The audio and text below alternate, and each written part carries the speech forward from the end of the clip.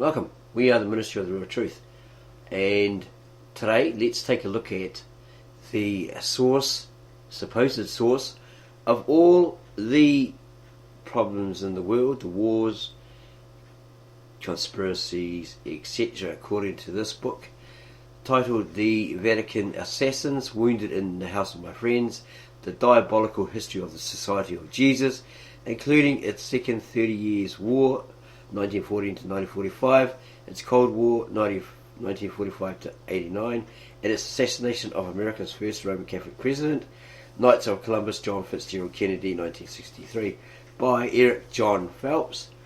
And this caught our attention: White Separatist American Freeman, Dispensational Fifth Monarchy, Seventh-day Baptist Calvinist.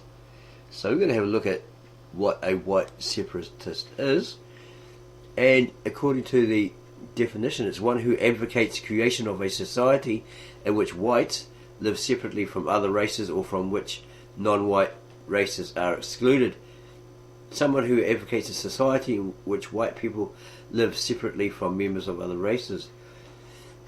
And further information, definitions. The term white supremacy is used in some academic studies of racial power to denote a system of structural or societal racism which privileges white people over others regardless of the presence or the absence of racial hatred. And there's a list of white nationalist organisations on Wikipedia. And white separatism, what does it mean? According to the Cambridge Dictionary, white separatism is a political and social movement that advocates the separation of white people from people of other races and ethnicities. Excuse us. The new policy bans content that promotes white nationalism and white separatism, calling it hate speech, etc. Compare it to apartheid. And there's plenty more information of what that is there. And someone calls it natural.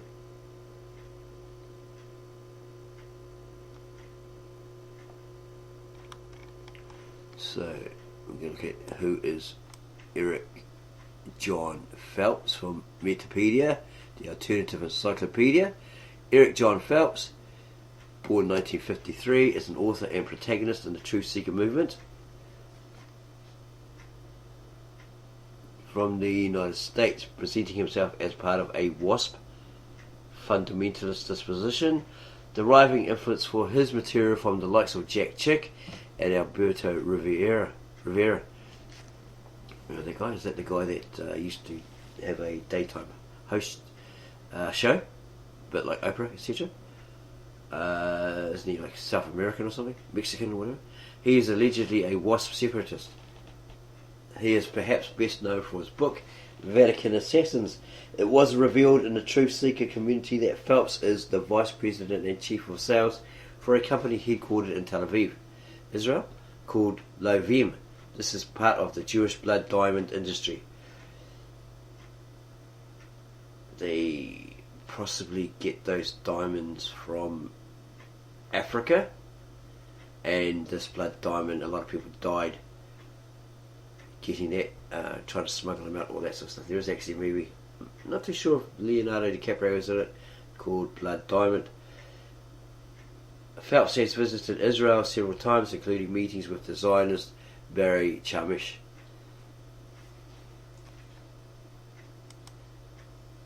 Claims.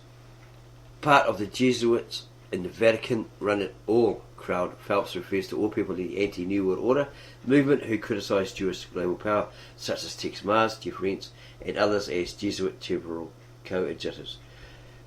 Phelps describes the liberation of the German people by the NSDAP, the SS, and other forces from the impending butchery of the Red Holocaust.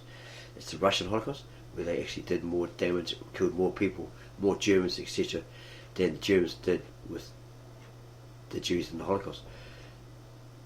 Disapprovingly as the work of Jesuit agents, Phelps glorifies Oliver Cromwell, who allowed the Jews back into England after they had been expelled for centuries and was largely financed by Dutch Sephardim such as Rabbi Menasseh ben Israel.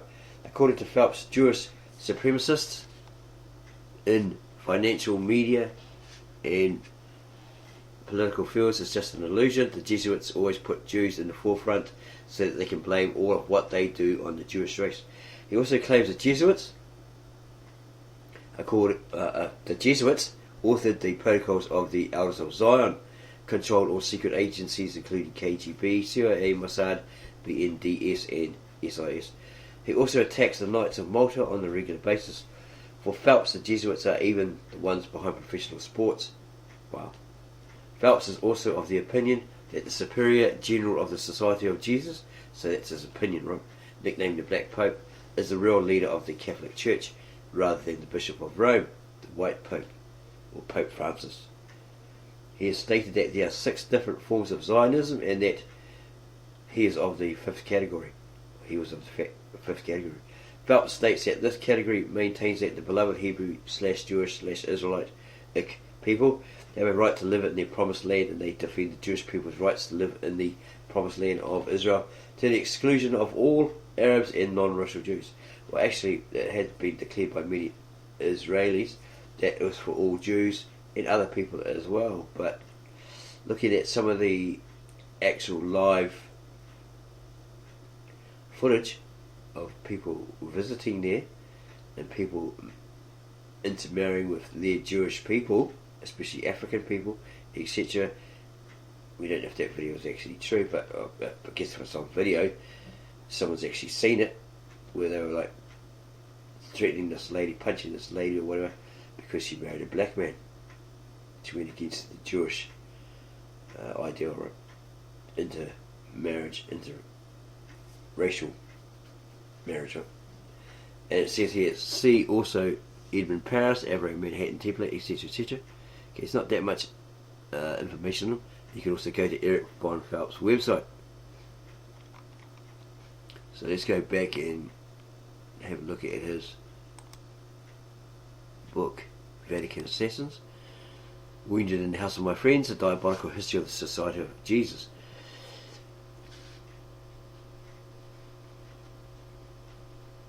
Okay, got permission to quote from it, but not for commercial use, in small portions only.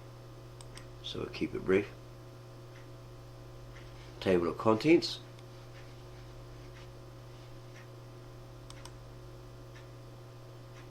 Continued.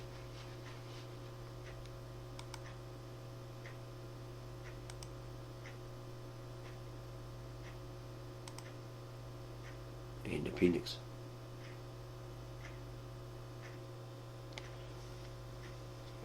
Vatican Assassins, G. Gordon Battle, Liddy and J. Edgar Hoover, 1960.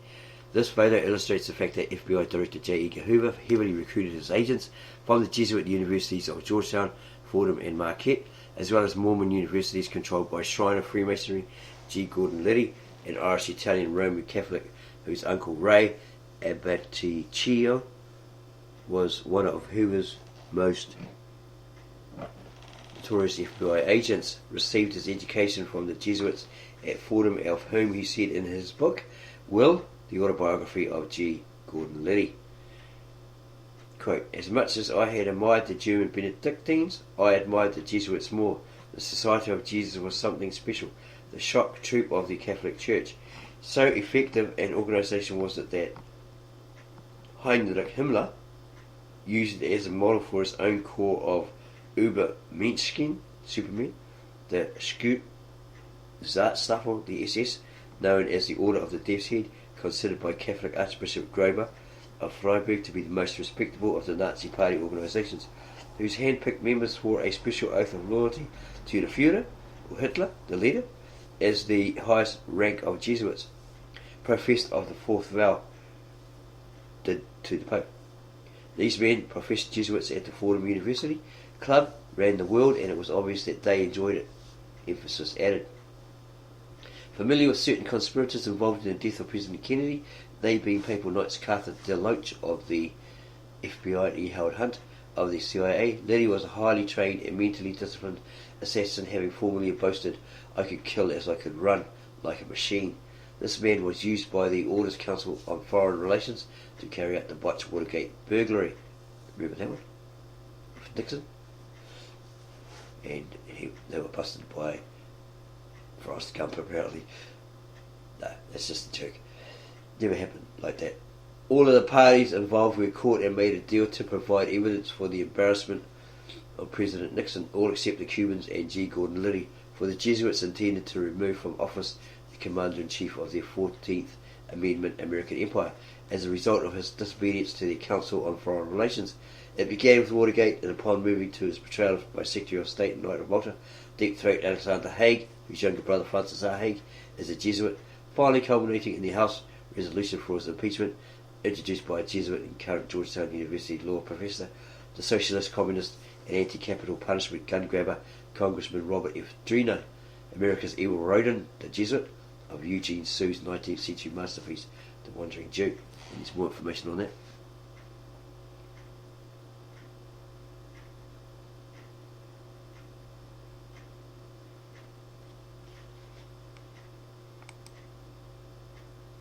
And here's an affirmation of a Jesuit. IHS, the seal of the Society of Jesus, created by the first Jesuit, General Ignatius Loyola. Wherever the seal is openly displayed, the Jesuit order is in control, including every Protestant church affiliated with the evil National Council and World Council of Churches, which are under the occult influence of the Black Pope's high-level Shriner Freemasonry. These initials are the abbreviations for the names of the gods of the pagan Egyptian Trinity. Well, they've obviously perverted them, haven't they? They being Isis, the Mother Goddess and Queen of Heaven, Horus, the deified child, and Seb, the father of the gods. The cover of Vatican Assassins, Wounded in the House of My Friends, includes 36 tip points, which, when added arithmetically, total 666. Could the seal be the mark of the beast? The Constitutions of the Society of Jesus, George E. Gans, S.J., St. Louis, Missouri, USA, the Institute of the Society of Jesus, 1970. And he's the Father General of the Society of Jesus, who lived from 1450 to 50, or maybe he did it between 1540 to 1556.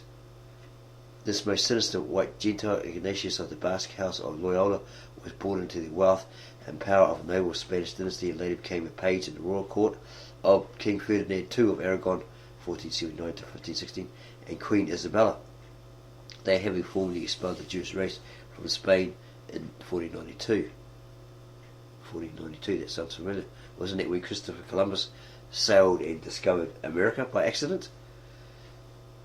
As Satan's great servant in beginning the Counter-Reformation, Loyola, a member of the occult and Luciferian Spanish Alumbrados, proposed to restore the Dark Ages in making the infallible Pope of his creation, herein called the Papal Caesar, being continually overseen and sustained by his diabolical order to be the universal monarch of the world, ruling all nations from within King Solomon's rebuilt Hebrew temple on Mount Moriah in Jerusalem. And that's from the Jesuits, The Complete History, Theodore Griesinger.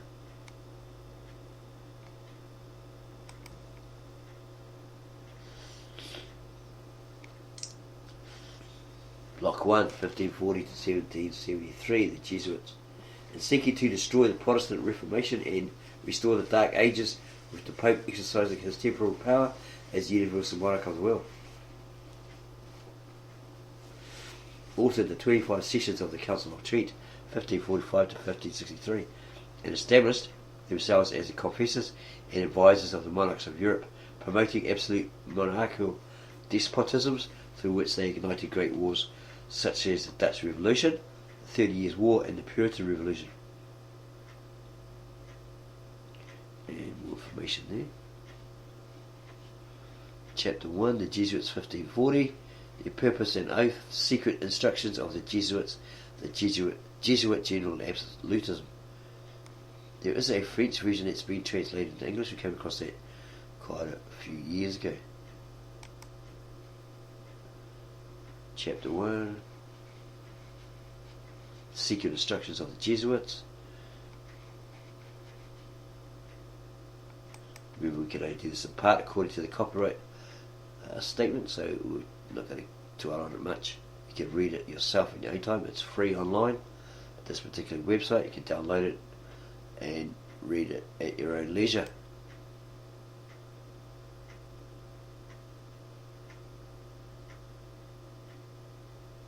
Superior, my son, heretofore you have been taught to act as dissembler among Roman Catholics, to be a Roman Catholic, and to be a spy even among your own brethren, to believe no man, to trust no man, among the Reformers, to be a Reformer, among the Huguenots, to be a Huguenot, among the Calvinists, to be a Calvinist, etc. So what they were doing was They were trained, if they wanted to become part of that brotherhood, Jesuit brotherhood, they were being trained to infiltrate and cause some problems.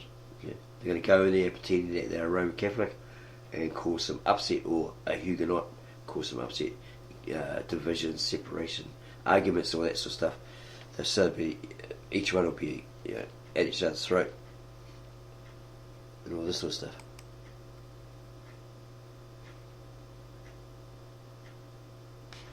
Okay, so you go amongst the Protestants and pretending to be a Protestant, generally to be a Protestant, and obtaining their confidence to seek even to preach from their pulpits and to denounce with all the vehemence and nature our holy religion and the Pope, and even to descend so low as to become a Jew among the Jews, that you might be enabled to gather together all information for the benefit of your order as a faithful soldier of the Pope.